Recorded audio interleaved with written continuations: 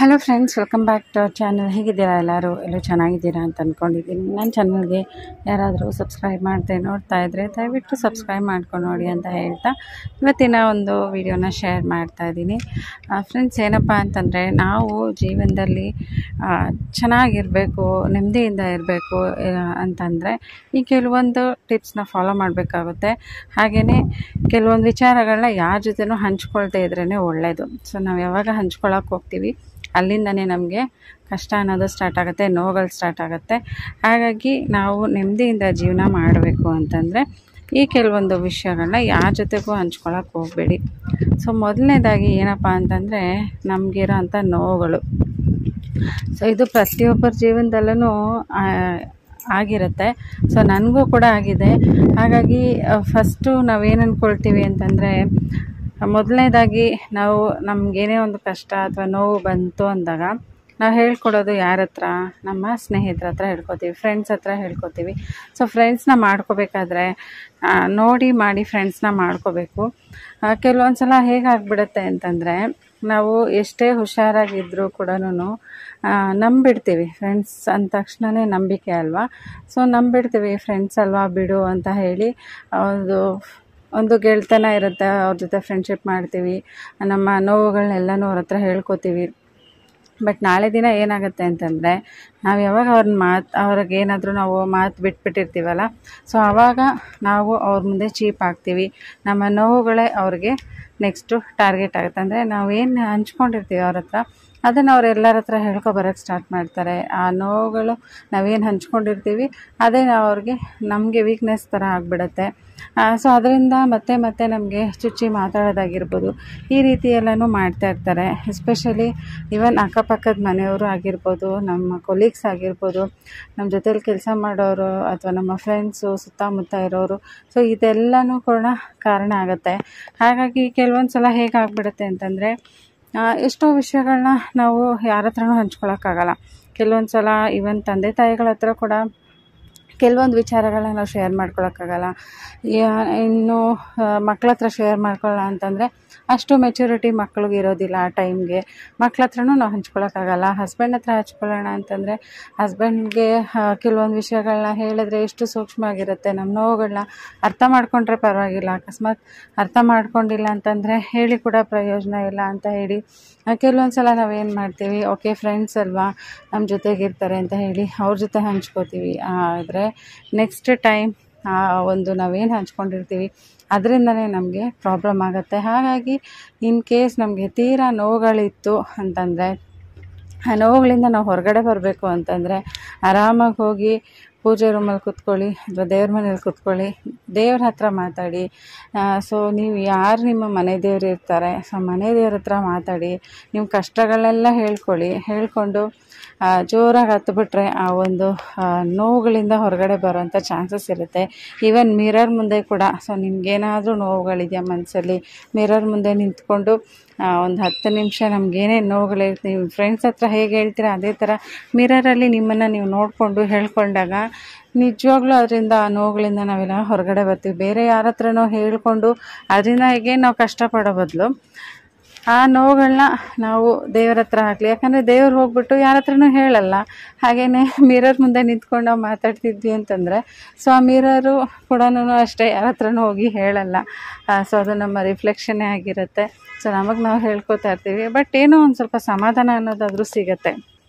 ಹಾಗಾಗಿ ನಮ್ಮ ನೋವುಗಳನ್ನ ಯಾವುದೇ ಕಾರಣಕ್ಕೂ ಯಾರ ಹತ್ರನೂ ಹಂಚ್ಕೊಳಕ್ಕೆ ಹೋಗಬಾರ್ದು.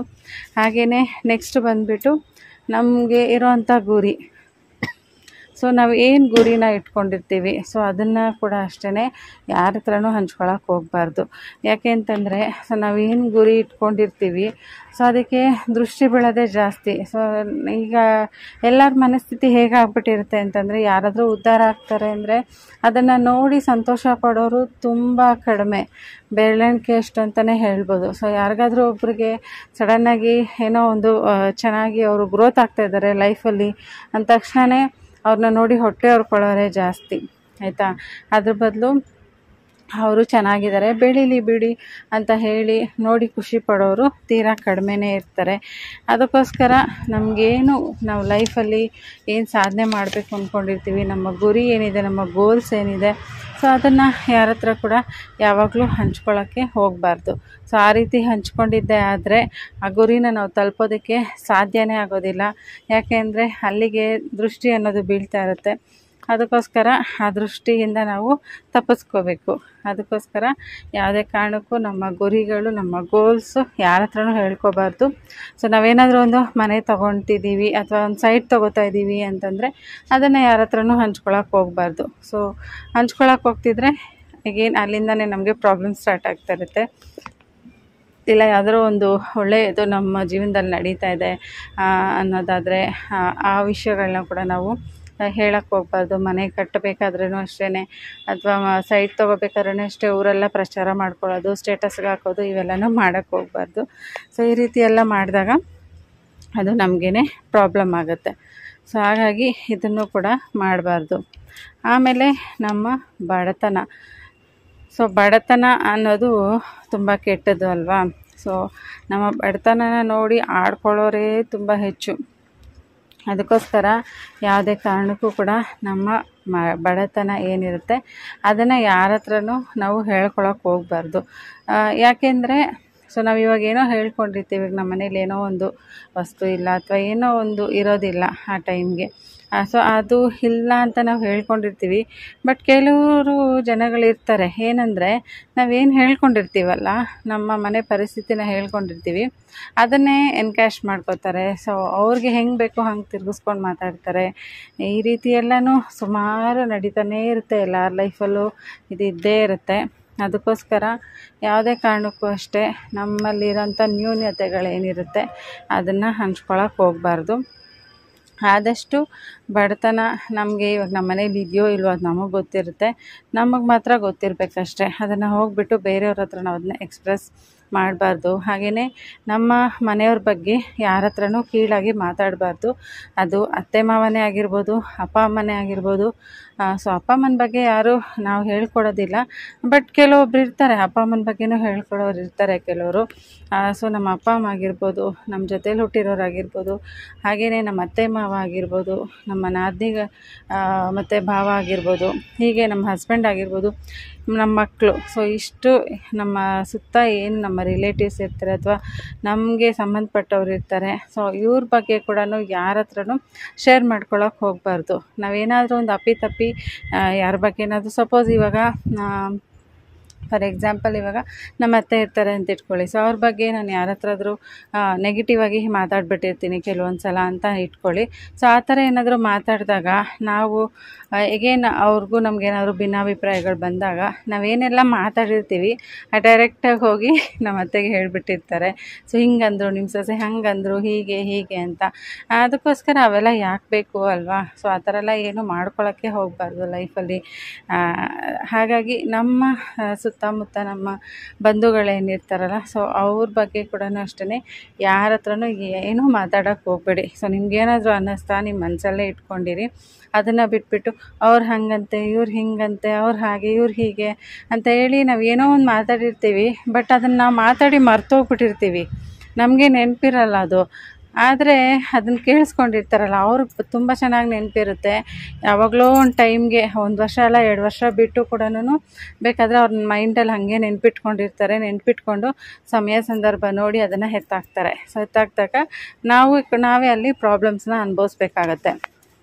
ಅದಕ್ಕೋಸ್ಕರ ಎಸ್ಪೆಷಲಿ ನಿಮ್ಮ ಹಸ್ಬೆಂಡ್ ಬಗ್ಗೆ ಆಗಲಿ, ಮಕ್ಕಳ ಬಗ್ಗೆ ಆಗಲಿ ಎಲ್ಲೂ ಕೂಡ ಬಿಟ್ಕೊಡಬಾರ್ದು. ಸೊ ನಾವು ಯಾವಾಗ ಬಿಟ್ಕೊಡೋಕ್ಕೆ ಸ್ಟಾರ್ಟ್ ಮಾಡ್ತೀವಿ ಆವಾಗಲೇ ನಾವು ಅವ್ರಿಗೆ ಫ್ರೀಯಾಗಿ ನಾವೇನೋ ನಮ್ಮ ಬಗ್ಗೆ ಅವ್ರು ಮಾತಾಡ್ಕೊಳ್ಳೋದಕ್ಕೆ ಒಂದು ಅವಕಾಶ ಮಾಡಿಕೊಟ್ಟಂಗೆ ಆಗುತ್ತೆ. ಅದಕ್ಕೋಸ್ಕರ ಸೊ ಇವ್ರನ್ನೆಲ್ಲ ಯಾವತ್ತೂ ನಾವು ಬಿಟ್ಕೊಡ್ಬಾರ್ದು. ಯಾರ ಮುಂದೆನೂ ನಾವು ಅವ್ರ ಬಗ್ಗೆ ಚೀಪಾಗಿ ಮಾತಾಡೋದಾಗಲಿ ಮಾಡಬಾರ್ದು. ಸೊ ಈ ರೀತಿ ಮಾಡಿದಾಗ ಎಗೇನ್ ಅದರಿಂದ ಕೂಡ ನಮಗೆ ಪ್ರಾಬ್ಲಮ್ಸ್ ಆಗುತ್ತೆ. ಹಾಗೆಯೇ ನಮ್ಮ ಕಷ್ಟಗಳು. ಸೊ ನಮ್ಗೆ ಏನೇ ಕಷ್ಟ ಇರ್ಬೋದು, ಸೊ ನಮ್ಮ ಕಷ್ಟಗಳನ್ನ ಹೇಳ್ಕೊಂಡ್ರೆ ಏನೋ ಸ್ವಲ್ಪ ಸಮಾಧಾನ ಸಿಗುತ್ತೆ ಅಂತ ನಾವೇನೋ ಹೇಳ್ಕೊಂಡಿರ್ತೀವಿ. ಬಟ್ ಮುಂದೊಂದು ದಿನ ಅದರಿಂದನೇ ನಮಗೆ ಪ್ರಾಬ್ಲಮ್ಸ್ ಆಗಿಬಿಡುತ್ತೆ. ಅದಕ್ಕೆ ನಮ್ಮ ಕಷ್ಟಗಳನ್ನ ನೋಡಿ ಆಡ್ಕೊಳ್ಳೋರೇ ಹೆಚ್ಚು ಬಿಟ್ಟರೆ ನಮ್ಮ ಕಷ್ಟಕ್ಕೆ ಯಾರೂ ಸ್ಪಂದಿಸಲ್ಲ. ಸೊ ನಿಮಗೆ ಕಷ್ಟ ಇದೆ ತಗೊಳ್ಳಪ್ಪ, ನಿಂಗೆ ಇಷ್ಟು ಹೆಲ್ಪ್ ಮಾಡ್ತೀನಿ ಅಂತ ಯಾರಾದರೂ ಹೆಲ್ಪ್ ಮಾಡ್ತಾರಾ? ಯಾರೂ ಹೆಲ್ಪ್ ಮಾಡಲ್ಲ. ನಿಂಗೆ ಕಷ್ಟ ಇದೆಯಾ ಅದನ್ನು ನೋಡಿ ಸಂತೋಷ ಪಡ್ತಾರೆ ಬಿಟ್ಟರೆ ಅಯ್ಯೋ ನಿನಗೆ ಕಷ್ಟ ಇದೆ, ನನ್ನ ಕೈಲಾದಷ್ಟು ನಿಂಗೆ ಹೆಲ್ಪ್ ಮಾಡ್ತೀನಿ ಅಂತ ಯಾರು ಮುಂದೆ ಬರ್ತಾರೆ? ಯಾರು ಕೂಡ ಮುಂದೆ ಬರೋದಿಲ್ಲ. ಸೊ ಈವನ್ ನೀನು ಕಷ್ಟಪಡ್ತಿದ್ರೆ ನೋಡ್ಕೊಂಡು ನಗ್ತಾ ಇರ್ತಾರೆ ಬಿಟ್ಟರೆ, ಇನ್ನೂ ಕಷ್ಟಪಡಲಿ ದೇವ್ರು ಇವ್ರಿಗಿನ್ನೂ ಕಷ್ಟ ಕೊಡಲಿ ಅಂತ ಹೇಳಿ ಅದಕ್ಕೆ ಶಾಪ ಹಾಕ್ತಾರೆ ಬಿಟ್ಟರೆ, ಅದಕ್ಕೆ ಬಂದು ಸ್ಪಂದಿಸೋರಾಗಲಿ ಸಹಾಯ ಮಾಡೋರಾಗಲಿ ಯಾರೂ ಇರೋದಿಲ್ಲ. ಹಾಗಾಗಿ ಯಾಕೆ ಹೇಳ್ಕೊಬೇಕು ನಮ್ಮ ಕಷ್ಟಗಳನ್ನ? ಅದೇನಿರುತ್ತೋ ನಮ್ಮ ಹಣೆ ಬರ ಏನಿರುತ್ತೋ ನಾವು ಬದುಕಲೇಬೇಕಲ್ವ. ಹಾಗಾಗಿ ಎಲ್ಲ ಹಣೆ ಬರ ಅಂತ ಹೇಳ್ಕೊಂಡು ಮುಂದಕ್ಕೆ ಜೀವನನ ಮಾಡ್ತಾ ಇರಬೇಕು.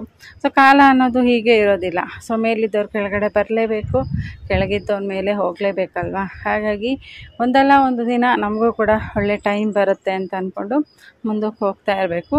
ಕಷ್ಟಗಳನ್ನ ಯಾರ ಹತ್ರನೂ ಹೇಳ್ಕೊಳಕ್ಕೆ ಹೋಗಬಾರ್ದು, ಹೇಳ್ಕೊಂಡು ಅವ್ರ ಬಾಯಿಗೆ ಆಹಾರ ಆಗಬಾರ್ದು. ಹಾಗೆಯೇ ನೆಕ್ಸ್ಟ್ ಬಂದು ನಮ್ಮ ಯಶಸ್ಸಿನ ಗುಟ್ಟು.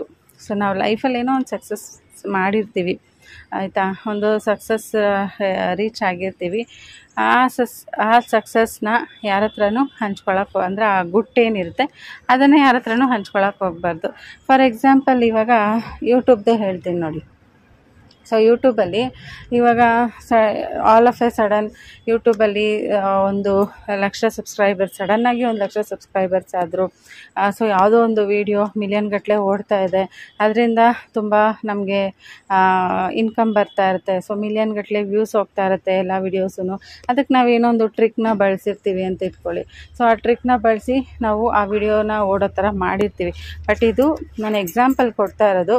ಬಟ್ ಯೂಟ್ಯೂಬಲ್ಲಿ ವಿಡಿಯೋಸ್ ಹೇಗೆ ಹೋಗುತ್ತೆ ಅಂತ ನಮಗೆ ಗೊತ್ತಿರೋದಿಲ್ಲ. ಯಾವ್ದು ವೈರಲ್ ಆಗುತ್ತೆ, ಯಾವ್ದು ವೈರಲ್ ಆಗೋಲ್ಲ, ಯಾರಿಗೂ ಕೂಡ ಅದನ್ನು ಹೇಳೋದಕ್ಕಾಗೋದಿಲ್ಲ. ಸೊ ಅದೆಲ್ಲ ಒಂದು ಯೂಟ್ಯೂಬ್ ಅನಾಲಿಟಿಕ್ಸ್ ಅಷ್ಟೇನೆ. ಬಟ್ ನಮಗೆ ಯಾರಿಗೂ ಕೂಡ ಅದು ಗೊತ್ತಿರೋದಿಲ್ಲ, ಹೇಗೆ ವ್ಯೂಸ್ ಬರುತ್ತೆ, ಅದಕ್ಕೆಲ್ಲ ಟ್ರಿಕ್ಸ್ ಏನು ಹೇಗೆ ಅಂತೆಲ್ಲ ಹೇಳಿ. ಏನಂದರೆ ಹ್ಯಾಶ್ಟ್ಯಾಗ್ಸ್ ಹಾಕಬೇಕು ಅಂತ ಹೇಳ್ತಾರೆ. ಬಟ್ ಹ್ಯಾಶ್ಟ್ಯಾಗ್ಸ್ ಹಾಕಿರ್ತೀವಿ, ಆದರೂ ಕೂಡ ಕೆಲವೊಬ್ರದ್ದು ವೈರಲ್ ಆಗುತ್ತೆ, ಇನ್ನೊಬ್ರದ್ದು ನಮ್ಮ ಕೆಲವೊಂದು ವೀಡಿಯೋಗಳನ್ನೇ ತೊಗೊಂಡ್ರೆ ಒಂದೊಂದು ವೀಡಿಯೋಗಳು ಚೆನ್ನಾಗಿ ವೈರಲ್ ಆಗಿರುತ್ತೆ. ಅದಕ್ಕೂ ನಾವು ಹ್ಯಾಶ್ಟ್ಯಾಗ್ಸ್ ಏನೇನು ಬೇಕೋ ಅದನ್ನ ಬಳಸಿರ್ತೀವಿ. ಬಟ್ ಅದೇ ಹ್ಯಾಶ್ಟ್ಯಾಗ್ಸ್ ನಾವು ಇನ್ನೊಂದು ವೀಡಿಯೋಗೆ ಬಳಸಿದಾಗ ಆ ವಿಡಿಯೋ ವೈರಲ್ ಆಗಿರಲ್ಲ. ಸೊ ಕೆಲವೊಂದಕ್ಕೆ 1,00,000 ವ್ಯೂಸ್ ಬಂದರೆ ಕೆಲವೊಂದಕ್ಕೆ 10,000 ವ್ಯೂಸ್ ಬಂದಿರುತ್ತೆ. ಈ ಥರ ಎಲ್ಲನೂ ಆಗಿರುತ್ತೆ. ಬಟ್ ನಮಗೆ ಇವಾಗ ಒಂದು ಏನೋ ಒಂದು ಸಕ್ಸಸ್ ಸಿಕ್ತು ಲೈಫಲ್ಲಿ. ಫಾರ್ ಎಕ್ಸಾಂಪಲ್ ಈಗ ನಾನು ಯೂಟ್ಯೂಬೇ ಹೇಳ್ತಾ ಇದ್ದೀನಲ್ಲ.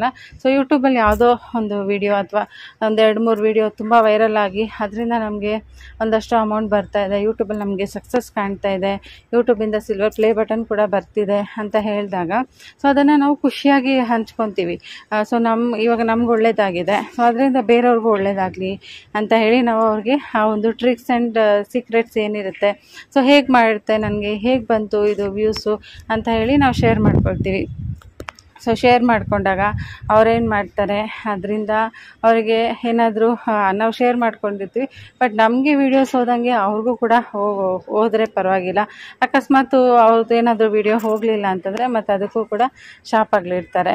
ಸೊ ಇದೇ ಟ್ರಿಕ್ ನಾನು ಯೂಸ್ ಮಾಡಿದ್ದೆ, ಸೊ ನಿನ್ನ ನೋಡಿ ಕೂಡ ನಾನು ಕೂಡ ಮಾಡಿದೆ, ಈ ಟ್ರಿಕ್ನ ಯೂಸ್ ಮಾಡಿದೆ, ಬಟ್ ಅದು ವೀಡಿಯೋಸೇ ಓಡ್ತಾ ಇಲ್ಲ ಅಂತೇಳಿ ಮತ್ತು ನಮಗೇನೆ ಶಾಪ ಹಾಕ್ತಾರೆ. ಅದಕ್ಕೆ ಏನಾದರೂ ಅದರಿಂದ ವೀಡಿಯೋಸು ಚೆನ್ನಾಗಿ ಹೋಯ್ತು ಅಂದರೆ ಪರವಾಗಿಲ್ಲ, ಓಕೆ ಚೆನ್ನಾಗಿ ಹೋಗ್ತಾ ಇದೆ ಪರವಾಗಿಲ್ಲ ಅಂತ ಹೇಳ್ತಾರೆ. ಹಾಗೆ ನಾವು ಜನಗಳಿಗೆ ಒಳ್ಳೇದು ಮಾಡೋಕ್ಕೆ ಹೋದರೆ ಅದೇ ನಮಗೆ ತಿರುಗಿ ನಮಗೆ ಕೆಟ್ಟದಾಗತ್ತೆ ಅಂತ ಹೇಳ್ಬೋದು. ಅದಕ್ಕೆ ಈ ಒಂದು ಟೈಮಲ್ಲಿ, ಈ ಕಾಲದಲ್ಲಂತೂ ಕೂಡ ಸೊ ಒಬ್ಬರಿಗೆ ಕೆಟ್ಟದ್ದು ಮಾಡಬಾರ್ದು. ಸೊ ಯಾರಿಗೂ ಕೆಟ್ಟದ್ದು ಮಾಡಬಾರ್ದು, ಹಾಗಂತ ಒಳ್ಳೇದು ಕೂಡ ಮಾಡಬಾರ್ದು. ಸೊ ಅವ್ರಿಗೆ ಯಾರಿಗಾದ್ರೂ ನಾವು ಒಳ್ಳೇದು ಮಾಡೋಕ್ಕೆ ಹೋಗ್ತೀವಿ ಅಂತಂದರೆ ಅದರಿಂದ ಕೆಟ್ಟದಾಗೋದು ನಮಗೇನೆ. ಅದಕ್ಕೋಸ್ಕರ ಯಾರಿಗೂ ಒಳ್ಳೇದು ಮಾಡಬೇಡಿ, ಯಾರಿಗೂ ಕೆಟ್ಟದ್ದು ಮಾಡಬೇಡಿ. ಸೈಲೆಂಟಾಗಿ ನಮ್ಮ ಜೀವನ ಏನಿದೆ, ನಮ್ಮ ಲೈಫ್ ಏನಿದೆ ಅಷ್ಟು ಮಾತ್ರ ನೋಡ್ಕೊಂಡು ಹೋದರೆ ಸಾಕು, ಆಯಿತಾ. ಇನ್ನು ಹೆಲ್ಪ್ ಮಾಡಬೇಕು ಅಂದರೆ ತೀರಾ ಬಡವ್ರಿಗೆ ಯಾರಿರ್ತಾರೆ ಅವ್ರಿಗೆ ಹೆಲ್ಪ್ ಮಾಡಿದ್ರೆ ಒಳ್ಳೆಯದು. ಅದನ್ನು ಬಿಟ್ಬಿಟ್ಟು ಸೊ ನಮ್ಮ ಏನಿರ್ತಾರಲ್ಲ, ನಮ್ಮ ಸೋ ಕಾಲ್ಡ್ ಇರ್ತಾರಲ್ಲ, ಸೊ ಅಂಥವ್ರಿಗೆಲ್ಲ ಹೆಲ್ಪ್ ಮಾಡಿಕೊಂಡು ಹೋಗಿ ಮತ್ತು ನಾವೇ ಕಷ್ಟಕ್ಕೆ ಸಿಕ್ಕಾಕ್ಕೊಳ್ತೀವಿ.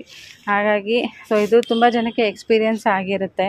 ನಾವೇನೋ ಒಂದು ವಿಷಯಕ್ಕೆ ಯಾರಿಗೋ ಹೆಲ್ಪ್ ಮಾಡೋಕ್ಕೆ ಅಂತ ಹೋಗ್ತೀವಿ, ಬಟ್ ಆ ಹೆಲ್ಪ್ ಮಾಡಿದ್ದು ಮುಂದೆ ಒಂದಿನ ನಮಗೇನೆ ಅದು ಚುಚ್ಚುತ್ತೆ. ಹಾಗಾಗಿ ಇದು ಕೂಡ ಎಲ್ಲ ಎಕ್ಸ್ಪೀರಿಯೆನ್ಸ್ ಆಗಿರುತ್ತೆ ಎಲ್ಲರಿಗೂ. ನನಗೂ ಕೂಡ ಎಕ್ಸ್ಪೀರಿಯೆನ್ಸ್ ಆಗಿದೆ. ಅದಕ್ಕೋಸ್ಕರ ಯಾರಿಗೂ ಕೆಟ್ಟದ್ದು ಮಾಡೋದು ಬೇಡ, ಒಳ್ಳೆಯದು ಮಾಡೋದು ಬೇಡ. ಸೈಲೆಂಟಾಗಿ ನಮ್ದು ಎಷ್ಟಿದೆ ಅಷ್ಟು ನೋಡ್ಕೊಂಡು ಹೋದರೆ ಸಾಕು ಅನಿಸ್ಬಿಡುತ್ತೆ ಒಂದೊಂದು ಸಲ ಅಲ್ವಾ. ಅದಕ್ಕೆ ಈ ಗುಟ್ಟುಗಳನ್ನ ಕೂಡ ಸಕ್ಸಸ್ ಸೀಕ್ರೆಟ್ಸ್ನ ಕೂಡ ಯಾರ ಹತ್ರನೂ ಹೇಳ್ಕೊಳಕ್ಕೆ ಹೋಗ್ಬೇಡಿ. ನಾವು ಇದು ಯೂಟ್ಯೂಬ್ ಅಂತ ನಾನು ಎಕ್ಸಾಂಪಲ್ ಕೊಟ್ಟಿದ್ದಷ್ಟೇ, ಬಟ್ ಬೇರೆ ಬೇರೆ ವಿಚಾರಗಳಲ್ಲೂ ಆಗಿರ್ಬೋದು. ಇವಾಗ ನಾವೇನಾದರೂ ಒಂದು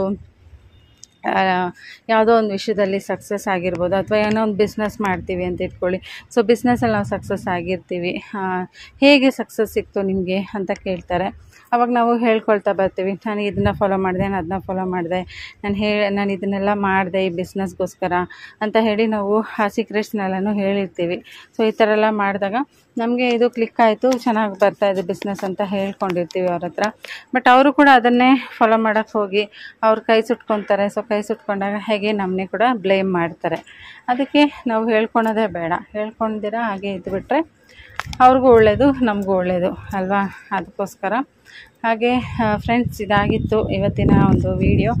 ಹೋಪ್ ಎಲ್ಲರಿಗೂ ಇಷ್ಟ ಆಗಿದೆ ಅಂತ ಅಂದ್ಕೊಳ್ತೀನಿ. ಒಂದು ಮೋಟಿವೇಶ್ನಲ್ ವಿಡಿಯೋ. ನಮ್ಮ ಲೈಫಲ್ಲಿ ಸಕ್ಸಸ್ ಸಿಗಬೇಕು ಅಂತಂದರೆ ಸೊ ನಾವೀಗಿದ್ರೇ ಒಳ್ಳೆಯದು.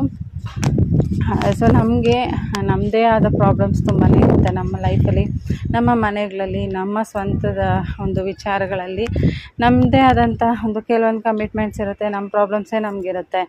ಅದರಲ್ಲಿ ಬೇರೆಯವ್ರ ಬಗ್ಗೆ ಯೋಚನೆ ಮಾಡೋಷ್ಟು ಟೈಮ್ ಆಗಲಿ, ಬೇರೆಯವ್ರ ಬಗ್ಗೆ ಮಾತಾಡಿಕೊಂಡು ಟೈಮ್ ವೇಸ್ಟ್ ಮಾಡೋಷ್ಟು ಟೈಮ್ ಆಗಲಿ ನಮಗಿರೋದಿಲ್ಲ ಅಲ್ವಾ.